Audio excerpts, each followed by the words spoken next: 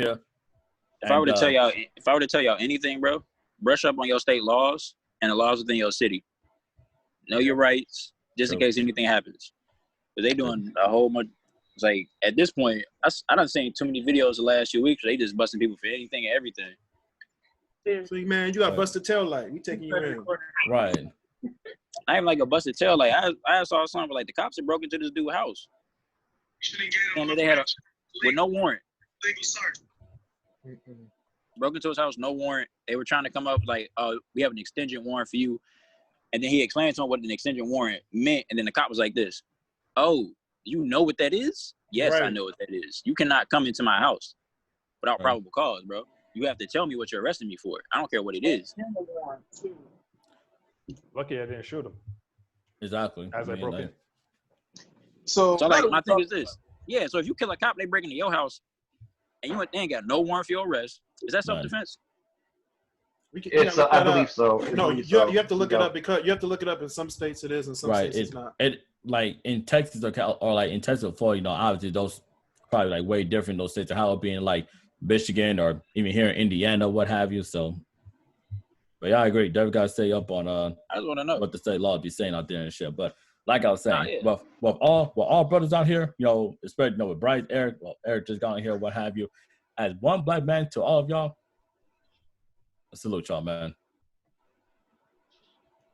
You ain't got to salute nothing, bro. It's just wild that, we still fighting for the same shit. Civil rights? Mm-hmm. Civil rights? Civil rights? Like, we just want to be... That's what they're saying to us right now. That's crazy. We out here sitting like this. Can we be treated as people? Nah, it's too much, bro. Y'all it's too much. See, like, the worst thing is, though, bro, like, we had to cancel Drew Brees. I really like Drew Brees, too. I never did like Drew Brees. Same. Man. Never did like that. I really like Drew, bro. I really like Drew. That one came out of left field, bro, because he's been doing a lot of stuff. That wasn't left field. We knew where he stood.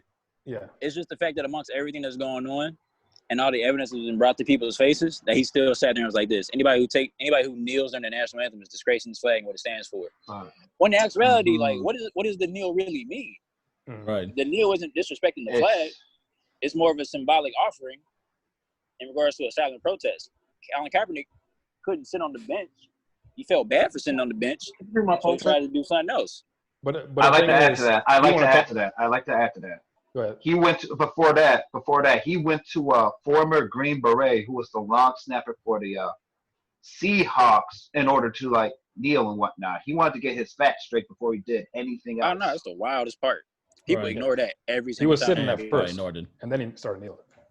People ignor that every single time. Like, where did you get the idea to kneel? I don't know. Someone who served in the military in U.S. And another thing too, a lot of people think that it was the media making say that that it was all about the flag, that it was about like they did no. It was the president who said that. Yeah. That was and then the media took that and then had a whole frenzy with it. Everybody. So, like, my thing with anybody who has anything who has anything to say about the kneel, is it unconstitutional? No. Nope. So is it within his First Amendment rights? Is it against the rules of the NFL? No. Nope. But does it fall within his First Amendment rights granted to him by the Constitution of the U.S.? Yes. However, if you're black. So let me ask. So if it falls within the constitutional rights of the United States for me to kneel while you play the national anthem, sing it, what have you, whatever, why are you so upset if I'm expressing my right? Exactly. Who am I really like? Who like? My question is like, who am I really like making upset? Like, are servicemen upset that I'm kneeling during the national anthem? Our servicemen should be proud that we have the actual, like, we can actually do that. We got the facts. People are sitting there like, people died for that flag, and I get that, and they died for me to do the right. They died for me to have the right to do this for the flag. They didn't die for no cloth. They died for the principles that are behind the cloth. They died for the right for me not to stand up if I don't feel like standing up. Plus, half the time you look at people who, when they play the national anthem, they sit down. They sit down. Yes. Yeah, they just got their food. They just eat. Exactly. Don't nobody be saying shit about that. My thing is this: is it disrespectful to sit? I got a whole hot dog and popcorn. I ain't gonna right. $20. $20 Before you get off someone made that point. People are still going to get hot dogs and beers during the national anthem. Yeah. Hell yeah, that's me. Is that unconstitutional? Is that disrespectful? No. Is that no hot dogs during the national anthem? No. They actually stopped. They actually stopped serving during the national anthem. Right. That's true. Crazy. That is true. That's crazy. Which sucks. I want a hot dog now. Does anyone know why they play the national anthem before the games? I don't know. We're the only country that does that. It was. I forgot who it was, but I know to make sure Calvin Cambridge makes it before Tracy McGrady takes his spot. Anyways, when it made wasn't like a law that was made like back in like the 70s or what have you and stuff.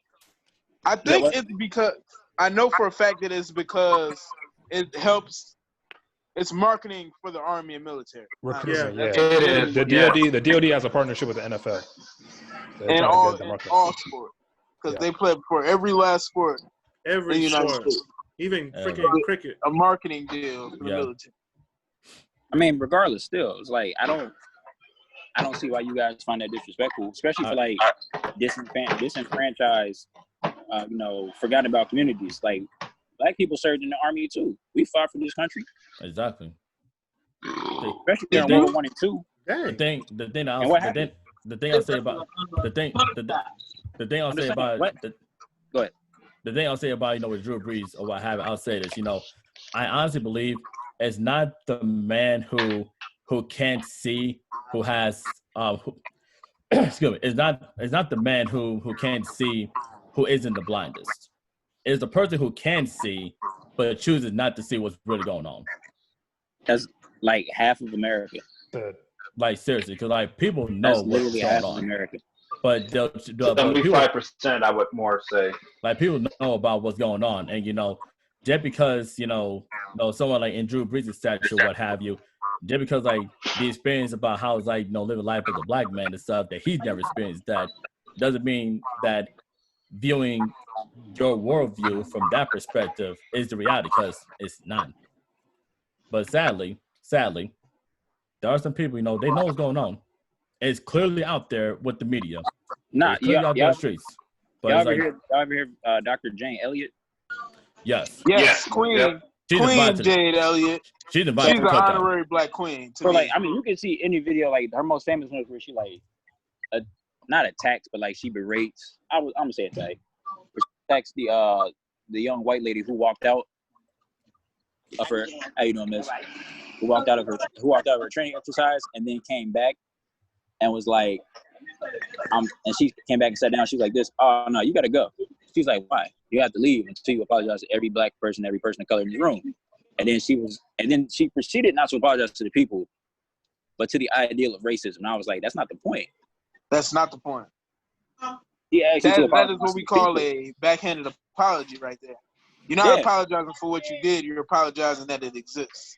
Yeah, I was just saying, like, I was sat there and I was like this. You didn't apologize to the people and the people that you probably disrespected and the people that like she felt that you disrespected. You apologized to the fact that racism exists. And I was like, that wasn't the apology that she wanted you to give.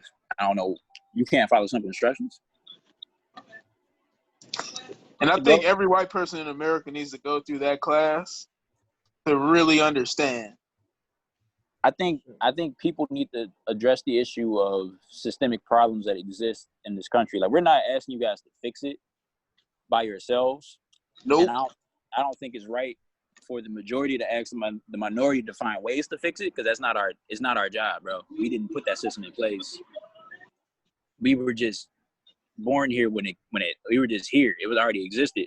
Like, police officers originally were invented to hunt, track down, kill, slaves, mutilate, runaway slaves. That was the original. That was the original job of the police officer. It just changed over time to enforce the laws of this country, which is good because they're not killing minorities anymore. Right.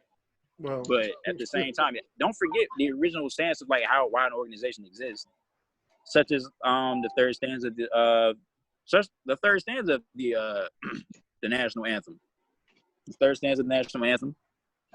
And redlining, gerrymandering, these things like that, pulling these minorities and low-income families into these poor areas where they won't be able to buy better homes or move out or get better homes because, you know, they don't have access or resources to things. This is why city schools don't have enough funding. Right. They're too busy policing these low-income areas. That's where all the money goes. If you guys look at your state or your city funding, that's where all the money goes. It's into your police force. Police force, fire and emergency stuff. But the thing is, though, and then water. But the thing is, though, yes, there's been more and more police. When you look at like the crime trends from like the 80s till now, the crime been going down. So it makes you question, like, why is there more police in the streets? Like, because it's an easy job. No, it's not an easy job. I take that back. Being an officer is not an easy job. That's a big sacrifice. I respect anybody who wants to put on the badge. I respect anybody who wants to go serve the country. That's cool. I like America too, man. You know, I wouldn't want to be anywhere else because I wouldn't be treated the same anywhere else. Certain countries in Europe don't even like black people. I mean, literally, they'll kill you on the spot. China. Yeah. China. Like, there's, like, racism against black people all over the world. Especially China. Especially China. China's the worst. Bro, here's the thing. China said that, you know, what's happening here, you know, in the black community here in the States is like ill or what have you.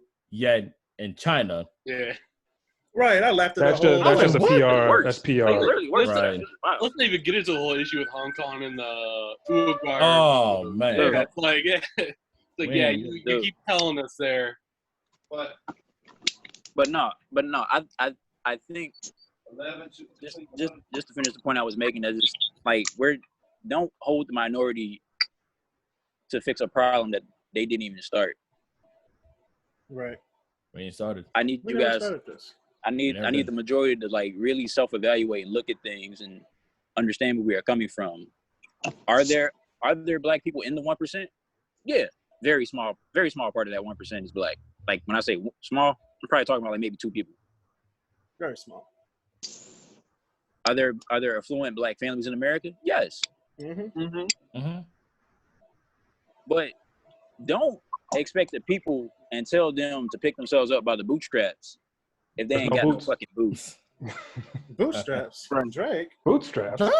Bootstraps. No, like for real. Like, I hate. Like I watched another video earlier with some guy was talking to his daughter. Y'all saw the video that like the daughter who was talking to her mom telling her like it's not okay that a father has to teach his black son how to act so he doesn't end up dying at the hands of police officers. Yeah. And then like, there's a second part of the video like earlier where she's talking to her dad, and her dad's sitting there like, I work with these people that live in these ghettos, and he's sitting there like this. All they want to do is leech off the system, be lazy, and not try to better themselves.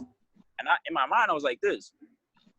So if your whole life you were taught and raised that this is how you're supposed to do things because you're not going to get out of it, what else do you expect them to do? Okay. Well, I can even bring a video that I remember of like, it was like down in Kentucky or Tennessee, this big old fat white woman that was like in her 30s or 40s. She's hooting and hollering that she finally got cleared for Social Security and stuff like that. But man, lose 50 pounds and get to fucking work. Is her name Karen? I mean, like, look, that's no, the same thing. Pam. People talk about people on welfare. I'm like, you realize black people only make up like 13% of the country, bro. Right, barely. I mean, like Hispanics outnumber us, and if you combine every other minority in the country, like we're the same percentage. Weird. It's only gone up 1%. I remember rewatching All in the Family not too long ago, and they're like 12% of the country's black. You know, it'd be cool. It'd be nice to have some of them in the neighborhood and stuff like that. I'm like, man, that was back in the 70s. What the hell has happened in 50? Well, no, we got kind of an example of what's happened over the last 50 years with Minneapolis, but black people only make up 13%. They only make up 13% of the population. So I'm sitting there like really thinking to myself like, oh, okay, like yeah, bro, yeah, it's crazy out here. Yeah, we're sucking up all the welfare money. Here's the thing, you know, and I believe honestly, this is my personal opinion. I think that a lot of times, you know, our view, like that the way that that the majority receives a lot of us in the Black community will be whether it's through sports, crimes, music, what have you.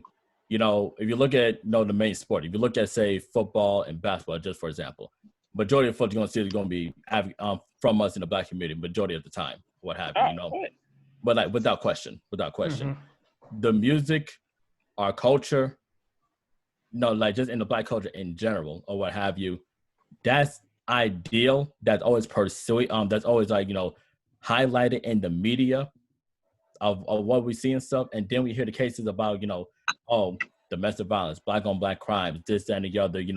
Deadbeat dads in the Black community, what have you. It's so much of the negative shit. Whereas we don't always hear about the stories as far as like our Black entrepreneurs, our Black doctors, our Black nurses.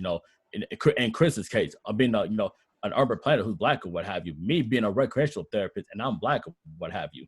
Or the other folks who are trendsetters for our community and professions where there's way, way, way larger numbers of the majority and not enough of us as minority or what have you.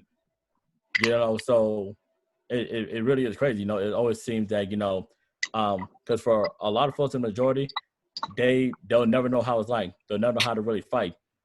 They'll never know how to really go to have a real starter from the bottom and now we here type story.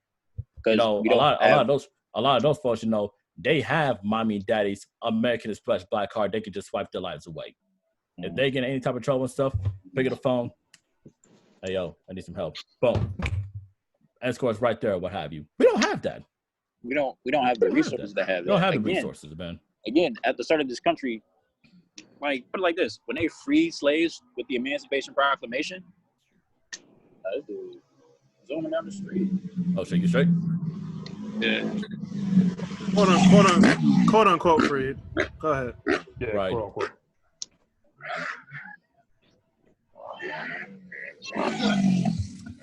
All right, Bryce. All right, Bryce. Time to go inside, Bryce. Bryce, you gotta go inside, dog. We need you in one piece, fam. When it's nice out, the bikes are out. That's my thing. Hey, man. I mean, I think it's nice inside too, bro. We need you in one piece, dog.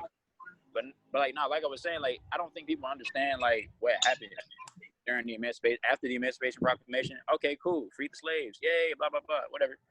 Sharecropping. Okay, so we just became indentured servants again. That's cool. Mm-hmm. And KKK terrorism for like 30 years. 30. Yeah. And Jim Crow. I always told the white people, I'd be like, well, you freed the slaves. Y'all like, oh, we cool now? No. This is what happened. This is a fact. What happened, Pastor? And all y'all about to be shook. We were slaves, all right? So they had to keep us. We were like property to them. So they had to take care of us. Sure, however, once we were freed, we became their immediate competition. So they made laws to just keep us down. Yeah. They made judgments that kept us down. And still do. We know that. They made police that kept us down. Yeah, still do. Yep. Go ahead. Still do. I'm just saying, bro. We knew all that. They make stuff in the media to keep us down. Oh yeah. It's like my question is still this. Do. So my question is this: how many hyper aggressive African American males do you guys know? Say it again. Wait. Say it one more time. How many hyper aggressive African American males do you guys know? How many Black guys do you guys really know who have like anger issues? Oh, I know a lot. Few. I'm saying you know a lot, right? Few. You know a few? I know a few. I used to know more. Okay. So my thing is this: how many white Americans do you know have like anger issues or like always have certain bursts of rage or like things like that? A few. Right? Shit. So you would say it's probably like equal mix, right? About equal mix. Yeah, about equal. Yeah. Right, equal mix. So my question is this: why are mainly in schools? Why are Black children always seen as aggressive? I think as far as aggressive, I think it depends on like. Depends on who. It depends on who. It depends on who. No, it depends on who's teaching the kids for one. Okay. And who are the teachers teaching? Because most of the time it's people coming from outside coming into areas where they think they know what they're doing. But they don't. But they don't. And the opposite side, on the opposite side, you have black teachers go out to the suburbs, and they try to handle stuff. But if they say that the kids are doing something, the black people get fired. However, if the white people tell the black kids that they're doing bad, now the black kids go to juvie, they got suspensions, detention. Now those kids grow up to be, not all of them, but a certain amount. They're just problems. You know, it also must be said that. What's up, Gabby? Hey. Oh, I didn't see you right there. What's up, Gabby? Yeah, hey, I got my video off. But I think it must also be added that the system where people are taught how to educate, where colleges, it's flawed. It is completely flawed. If you've read Christopher Emdin's book, For White Folks Who Teach in the Hood and the Rest of Y'all Too. So it's not just white folks, it's also those who are from the suburbs. Yep. And this can go on and deeper and further. Yeah, they have books on that stuff. Like the psychology of kids in the hood versus suburbs. I'm like, come on, guys. But teachers are actually taught to handle students aggressively. So it's not just the students in turn, but also how the teachers are taught to handle various situations. I can remember for the short while I was an education major, I remember looking at some of these studies on like how to handle like neighborhoods like that. And it was like borderline where it's like, it's like, I can't tell if this is like semi-racist or full racist. Right. Full racist. Yeah. Full racist. So it's like, my thing is just like the kids don't have any, like, bottom line is like the schools can't afford to give kids extracurricular activities they can just go ahead and have something to do after school. The community can't afford to do it either. Like there's not enough community centers. Not enough funding. Not enough funding for like kids to actually go ahead and just be able to have recreational sports. Which is also a flawed system. Go ahead. It is. We get that. Especially in Texas. But yeah. I mean, like these low income schools don't have these opportunities. They don't have these resources. So when you get these kids and you get these like high dropout rates and these low graduation rates, I mean, you can only like, I'm gonna blame the system for sure. Right. Oh wait, Brian, I'm gonna piggyback off that real quick. And not only that, but I'm not sure if anybody here, other than myself, if had to take like the SAT or the ACT or whatever case may be. I'm not sure if anybody had to do that, but when you wonder as far as like majority of the time, especially in communities where what picking off of what Bryce was saying, to where not enough funding, not enough resources like other school districts may have. Like if you look at the difference between, I'll even use Michigan as an example. If you look at Detroit public schools versus Ann Arbor public schools, 9-day difference, huge difference. Go ahead.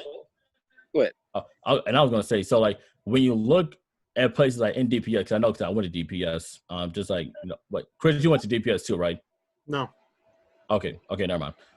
But basically, like in a school district like DPS, you're gonna in a school system like DPS, you're gonna traditionally see a lot of folks in those communities have lower standardized testing scores for the sole reason that we're not having the resource or the resources as needed learning material about standardized testing that other school districts will have, which means that we can't always get the chance to go to the of the world, to the Harvards of the world, to the Stanfords, and like other at least elite, very respectable colleges for an education in this country. Now, I'm not saying that a place like Eastern or Western or Grand Valley, I'm not saying that's all bad. I'm not saying that. But however, you do have to take consideration that if schools did not place such a high priority on standardized testing, how would the rates change as far as admission of minority individuals into those big public schools, into those big colleges, not just in Michigan, in a place like Michigan, but just all across this country? Hell, they have the loophole for that though. Right. I think University of California. The whole state did. Yeah, the whole state. Thanks, Eric. The whole state of California, I think, just eliminated all like. Correct me if I'm wrong, y'all. Standardized testing with like the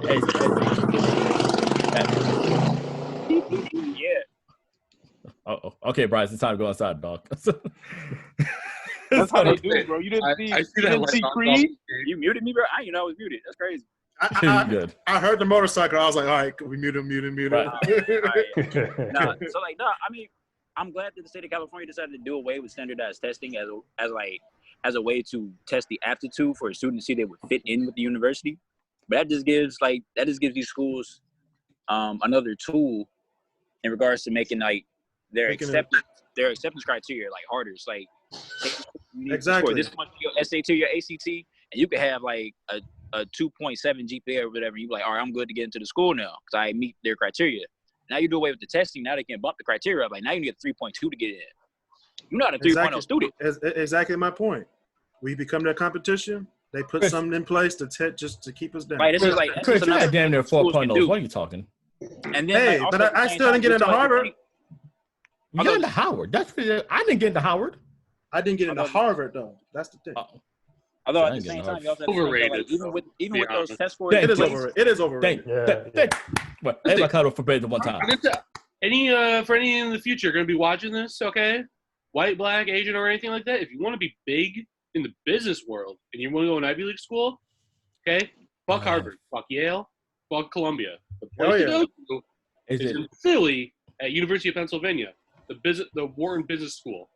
That's the one to go to. Bryce is like, I thought you were. Like, real though. Nah, I live here. I see this shit all the time. I don't think colleges give out sponsorships, man. I'm sorry. Oh no, we can try. We can try. Right. Dude, I wear Michigan State, right? What? University of Pennsylvania, please sponsor. This isn't even about sponsorship. This is just like going back to the whole. I live here. Please sponsor us. Religious stories. If you want to see more Drexel University, Temple. I'm playing. Villanova. Villanova. All of that. Villanova. Caveat. It's the same thing with fraternities too. Hashtag cancel Penn State. LOL. So all of that with different universities, there's the whole standardized testing, which is already going down the drain because a lot of schools are canceling it right now. ACT, SAT. But even before that, let's say if you're from Detroit and you're trying to get into, let's say, U of M Ann Arbor, you get extra points having a Detroit address. So with that said, I mean, there are some things that definitely doesn't balance it out, but lift some things above others. As opposed to someone, a black person bring that 15 to a 17. And a black person being from the suburbs. They gave me and stuff, and y'all, I'm gonna give y'all my personal an insight to my personal business real quick. You got a 10 on the ACT. We all know. I'm playing. Go ahead. You get 16 points under your name. Oh, bro, like that's crazy. Bro, go ahead, Chris. Bro, I had a 7. Bro, I had a 17. I think I had an 18 on my ACT, right? I don't know. That's possible. Your GPA must have been high as shit. 18. I mean, all right, no lie, Bryce. All right, so I had like a. Does anyone remember the ACT scores? I had an 18 on my ACT, but my grade point average, I had a 4.0. Coming out of high school. Oh yeah, they ain't worried about you. You was like this. Oh, he got a 4.0 GPA and an 18. He cool, bro. Don't worry about him. Shit, that what Easton said. That would have gave me out the damn near full ride. But exactly, the acceptance rate to Eastern Michigan is like 75%, bro. You was good regardlous. Eastern, you can have like a 1.0 and a 2 ACT. I'll still take that. They're not that bad. And not only that, so but like, see, here's the thing. I got into U of M, U of M Ann Arbor, Michigan State, and I wanted to go to Michigan State, but financial aid was like, nah, blood. You could have still went, but you'd be paying out of pocket. Exactly. So I'm like, we ain't gonna do that. That's the same thing that happened to me. I applied to Central and Ferris, and they both told me the same thing. Did you have a scholarship to play for Ferris though? No, I was really looking at their art program up there. That's it. Nice program. It's pretty good. So like my thing is like, I have, friends or what have you, folks who went to U of M, working by U of M, or folks who they'll go to all the real big schools, like say, even in our case and stuff, as far as with Chris' example, what have you, going to a place like Howard, what have you. Shit, I mean, just. The thing is, though, a lot of those elite schools, like, how many black people really have the connections or Connection. or that Very get few. in. Not many. Very few. Like Harvard Very and stuff few. like that. It's few. You really think that everybody that gets into Harvard and Yale is really that brilliant? Like No. they probably had in the hair. Most Yeah, people I know, most people I know who went to Harvard are pretty dumb. Yeah, Exactly. right. Their Right, dad's they're probably an like- alumni or he's on the admissions board. Most of the people I know. Or like a big donor for Yeah, exactly. a hall Yeah, or something. donor. I They're hate like, how'd you get into really Harvard? college. It's funny. You would think that at like no Harrell, what you're talking about? You would think that at like those places to where if there are a few of us at those places, you would think that we would get in touch with all the folks that we know in our community at those schools. You would think that we would. That we had like a big number. You would think, but it's like, it's one thing to get the bag. I get that, but why not just share something? I share it. And like that thing with me. See, in my case, it's like damn. It's like if Chris knows it. If I need any question about geography, I'm calling him. If I got something about say like graphic design or what have you, hey, I can say, hey, I know a guy. His name's Marcel. Let me go hook you up with him. Let me get you in touch with him or what have you. We got to advocate for ourselves, as I know we do. As with us, I know we do. It's just that's how communities grow. Skill transfer. Exactly. I got you, Bryce. I was gonna say, Chris, that's my like. Why is that the case that we need to advocate for ourselves? Like, why can't we have the same resources and the same opportunities as everybody else though? Why we gotta have like a way to get our foot in the door when everybody else already has one? That's a good question in itself.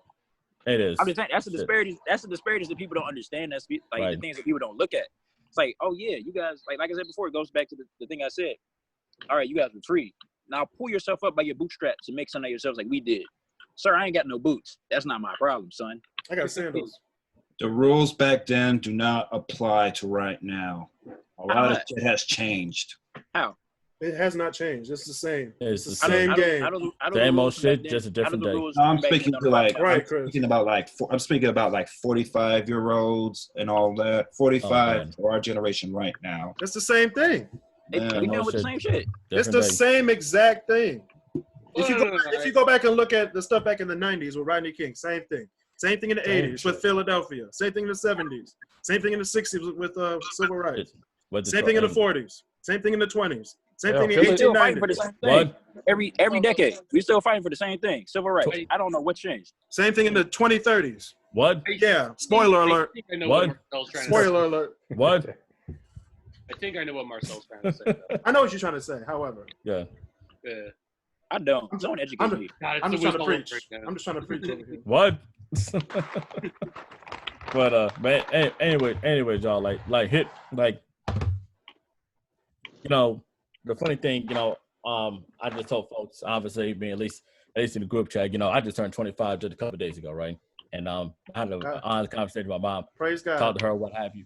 Exactly. And like my mom asked me, she said, son, what do you want for your birthday? And I said, straight up, I just want to be able just to open my eyes and thank God that I lived to see 25. Because living to 25 in these times, that's like, you know how sad that is to say? Right, I'm like glad for real. to make it to 25. I ain't never heard someone say I'm glad to make it to 25.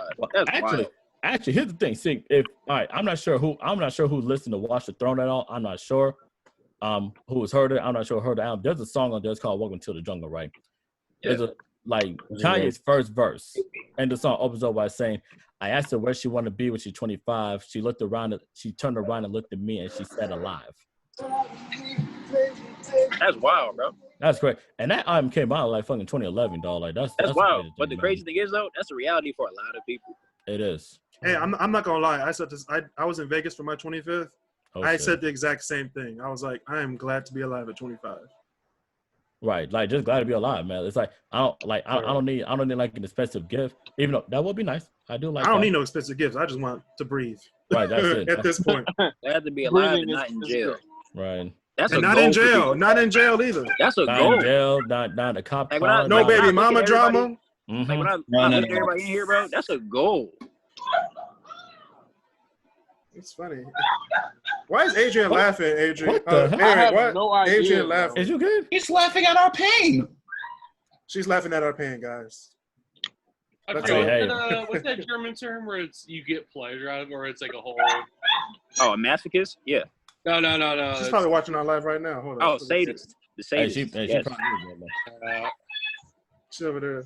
Oh, cracking. She be laughing at. She just be laughing. She's talking to somebody on the phone.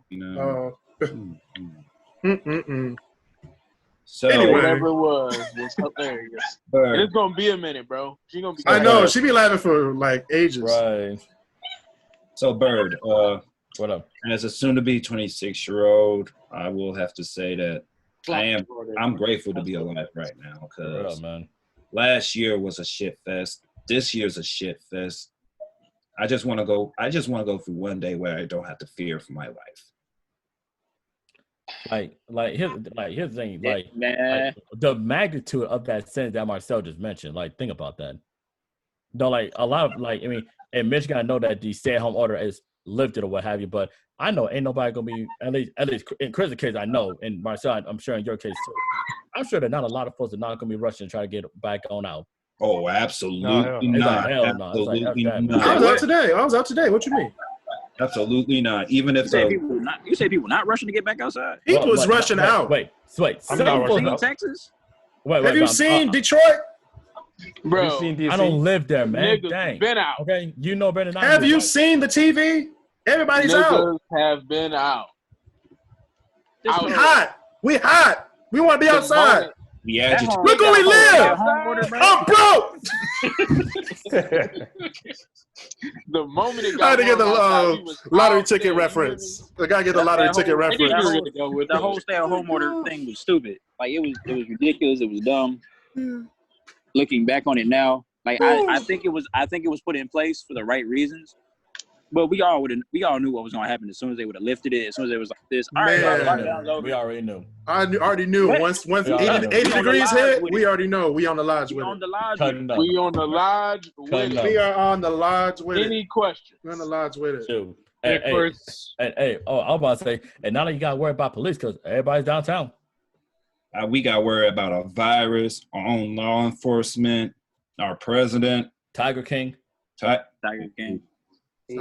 I mean, there's a lot of shit for a young black man to worry about. I'm just saying, man. I think there's going to be a crime wave this summer. I honestly do. Because people have been locked into the house for 3 months. 3 months. They're angry about shit. Oh yeah. It's going to be a crime wave, bro. So many kids. We know about the crime wave. That's coming. That's given. I think it's going to be the opposite. If those 4 Minnesota police officers get off free, we are about to see some wild shit. This country's gonna burn. Now that Marcel, you late to the party. Bro. We already talked about that, bro. That's going to lead to a crime. Let them get off. That's going to lead to a crime. In fairness, Marcel wasn't here, so I mean, we'll catch him up. Marcel wasn't here for. No, he wasn't there when we were prophesying over the people of America. Where I was going to like my borderline going in. Yeah. We were going in. So, I'm gonna need you to share some spark notes at the end of this. I'm gonna show you. We talked about that earlier. Yeah, we talked about that earlier. I brought up the case of Ahmaud Arbery and like how they decided to move the trial for the 3 men that killed him. Mm-hmm. So now they're all being tried for murder because they murdered somebody, which they should be, and recorded it. Yeah. And they have video evidence. So the thing is, like we were talking about that. And Chris was stating that it might be hard because of circumstantial evidence, but at the same time, I'm sitting there like this. No, I mean, I thought you were talking about the George Floyd, which is going to be hard. My bad. I got that confused. Ahmaud Arbery, I can see them going away. I can see them going away. Going away for a long time. They better go away. For George Floyd, this is going to be just like Rodney King. If it happens like Rodney King, it's about to be a bomb. Of course, Chris. Problem is, where it happened in Georgia.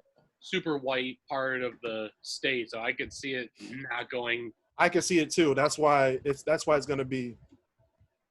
But it's going to be so much.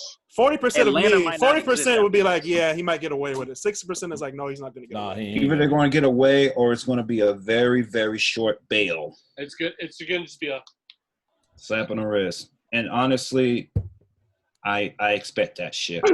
Here's the nice thing about it, though. Okay. In a way, and I hope we don't get flagged or something like this. if it does come to that, it's still going to be in a way a win-win, because then it means no one has to wait. Like, we don't have to wait forever to possibly forget about it. We just wait for it's like, oh, they're going to be coming out in 5 years. It's like, all right, everyone, synchronize your watches. We're going to be there when they get out and everything like that. And just really. We're not going to beat them up. Everybody, we're live. We don't want to beat anybody. Yeah. Don't condone violence. Those are Basil views alone. Yeah. These are I did not condone. High key Basil, this is not the first time that the Minnesota Police Department has done something like that. Oh, I know. We just talked about it not too long ago with Philando Castile. That was in Minnesota too. Yep. On Facebook Live. Not too far from the Twin Cities either. All this shit. My man was like this. I have a concealed carry license. I'm going to reach into my pocket and give you my wallet right now. And then pop. Yeah, because got a gun. I told you I have a weapon. I told you I have a license to carry said weapon. I'm going to tell you this right now. Don't make any sudden movements, and I won't. I'm going to give you my ID so we can move about the situation as peacefully as possible. All right, man. Cool. Bet. He's reaching for his weapon. Really, dude? Like what? And he screams at one ear at him after he shoots him. Right. Shoots him, arrests the girlfriend, and the daughter's just sitting there like, what the fuck is going on? That poor thing, bro. They saw that man killed. That's traumatizing. We never recover from that. That's PTSD shit right there. And then they're in the back of the squad car, and the daughter's consoling the mom. Yeah. She don't want her mom to get shot. That's crazy, man. And it was the craziest thing about the whole thing is we never heard as far as what sort of punishment the officers in that situation got, did we? No. Come to think of it, not really. Yeah. See, what's weird is like anytime you hear these sort of situations, you always get those that, and not in the way I'm usually in the group. I'm one of those where it's like I like to hear both sides of a story, something like that. Same. Like, You'll get those that say like, oh, but they were doing this that was kind of illegal and stuff like that. It's like the Castile situation though. Dude was a teacher. He just sitting in his car and did exactly everything right that you have your cops say be citizen wise, NRA being law-abiding gun owning citizen and everything like that. Like, where's the where's the cop out on that one? But there wasn't. The thing is, all the things that they said they did beforehand or whatever, he had a counterfeit, he was doing this and this, it never justifies murder. Right, that's what I'm saying. It never does. Whenever they say that's what I hate. Yada. Even if it's in the past, it doesn't justify murder. One time, y'all. That's really what I hate most of all. When a innocent black man gets killed, somehow, some way, their past always tries to justify them being killed. Like, for example, what was that guy that got shot when he was selling those CDs? Oh, down in Louisiana. Yeah, they had the audacity. That's a minor drug charge. Like, that's supposed to justify his murder. I don't like that shit. No, but see, that's the point I'm exactly making, where it's like, at least with the Castile one, it's like, this one should have been literally open and shut case. Like, they just shot a, gun permit owning, teacher who did nothing wrong. And I don't think we've heard anything as far as nothing. Trials. Yeah. I haven't heard anything. Nope. You want to know why you're never going to hear anything? Because the police union is so powerful in the country of America. Yeah, police unions, man. Right. And they're filled with like former KKK and white supremacists. Got serious. They looking for trouble. Some officers be looking for trouble. One minor reason to pop that trigger on anybody. Yeah. One thing I have noticing, like from my own perspective, is just I will see even videos of where they're pulling over white guys, they have like Mustangs or something like that, and they somehow would get the gun pulled on them, where it's like, all right, what's the reasoning on this? I'm almost wondering if it's, how they say they've made military requirements more strict since like Vietnam and stuff like that, where it's like, yeah, I feel like it's quite the opposite now with being a cop. Yeah. It's like any former pilot can go for it, and They got the Tasmanian devil That out should here. be the goal for this. That should be the goal for this podcast or video. Interview a police officer, get their thoughts and perspectives on this. That'd be a big time interview. That should be a goal right now. So, what do you prefer better, Dunkin' Donuts or Tim Hortons? I'm playing. Wait, are we talking just coffee? Krispy Kreme. The donuts, Chris. Dang, it's a police officer. Oh. I mean, Jesus they Christ. could. They could be vegan. I mean, they could be vegan. Do you like Detroit vegan soul, or do you like? I'm playing. Stop. I'm playing. What restaurant do you hang out at? I got some good questions though. I remember. It's funny how it's egg-free donuts. It's funny how with the NFL, the NFL, blooded Roger Goodell. NFL doesn't care about AKA the no fun league, AKA the league where there's 32 teams and not one minority owner in the NFL. AKA there are a lot of black minority owners. Yes, there is.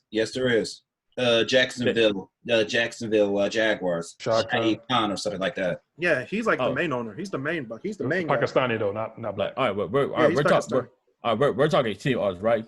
Well, we're talking like owners of a football team. Yes, he's the owner of the team. He's the owner of the team. AEW owner, that's him. Okay. Fact checked on me. All right, thank you. Fact checked on me. But still, that's 31 teams that don't have. 1 out of 32. Thank you. That is 1 out of 32.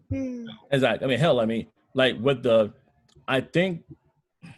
Hey y'all. Let's put our money together. The great debaters. We're gonna own the Detroit Lions. No, you know what? I'm out. No. Harrell gonna. And then I don't need that on my conscience either. Harrell's gonna take part of our share and try to get a part of the Cincinnati Bengals for some odd reason. I won't do that either. Those are both failed investments. That's not failed investments. You're making money. You're going to get a sold-out crowd every Thanksgiving. Honestly, for me, I could easily be a part owner of my team. All I have to do is just move to Green Bay and take up their offer of – Go to break. You live near Green Bay? Hey, he's muted. Mute him, Chris. No, I'll mute him. You live near Green Bay? No, he needs to say muted. He lives in Ohio, but that's his team. Toledo. Right. Yeah, I'm a cheesehead. And all you have to do. Why are you a cheesehead? I was basically raised to be a cheesehead. Like, you should see my baby photos. I'm in Brett Favre, It's like a nice knowing you, Basil. Nice knowing you. Hey, at least we've been into it's a religion. Wow. Hey. Wow. All right, Basil. Super Bowl shame us right now. All right, Deacon Basil. Coming from Toledo. Yeah. Hey, I'm just gonna say. Why don't you pick Cleveland Browns? Right, the Cleveland Browns. Why don't you pick a team from Ohio? No disrespect. Or the Lions. You close to Detroit. Hey man. At least I got hockey though. Like I said, it's like listen, I'm already a fan of one losing team, of like historically one losing team. Okay. What's that? It's hard being a Cubbies fan. I was just glad. Y'all still won a title? What? Yeah, finally. What do you mean? You know how many? You won a title back in like 1900. You won a championship back when the dinosaurs roamed the earth. You should. But to a Basil's fat, it's been like what 100 years. I mean, that's a long title drought, man. 100, but at least they had one. Something like that. We're literally cursed because of a goat. Goat. Wait, time out. Hold on. Yeah. All right, I'm about to look, Basil. Look, I get this. Look, I have friends, okay, who have family members who are lifetime Cubs fans who cried when they won. Okay, as a Lions fan myself, we have still not recovered from the curse of Bobby Lane. Yes, we have. We have recovered. It's been 50 years. It's been the curse has been expired. We are rebuilding. We are rebuilding. But the Billy Goat curse is one of them. We've had more quarter. We are rebuilding, guys. That is all we need to know. But we are in the curse of Dan Orlovsky now. Yes, we're in the curse of Dan Orlovsky when he ran outside the end zone. Ran outside. He knew he was going to give away 2 points. He knew it. Ask me, why am I not a Browns fan? Wait, we have had more starting quarterbacks from the Detroit Lions than I have had days in the last 10 years of my life or what have you from that damn curse. Okay, it is bad. It is bad. Okay. Apparently, he's never seen the Cleveland Browns quarterback. Oh no, that's another story. Man, they got a cape of quarterback all the way down. No, Marcel, was it you that asked me why am I not a Browns fan at least? No. Who said that about I should be a Browns fan? Me, I said it. I would never subject you to that thing. Why I'm not? I don't want to be a Browns fan. Look, I'm already a sad bastard as it is. You see these arms? If I was a Browns fan, I would just start scarring these up immediately. Ooh. Again, Basil. Jeez. These are the views of Basil and Basil alone. Basil's views, guys. Here's the thing. There's a reason why their city caught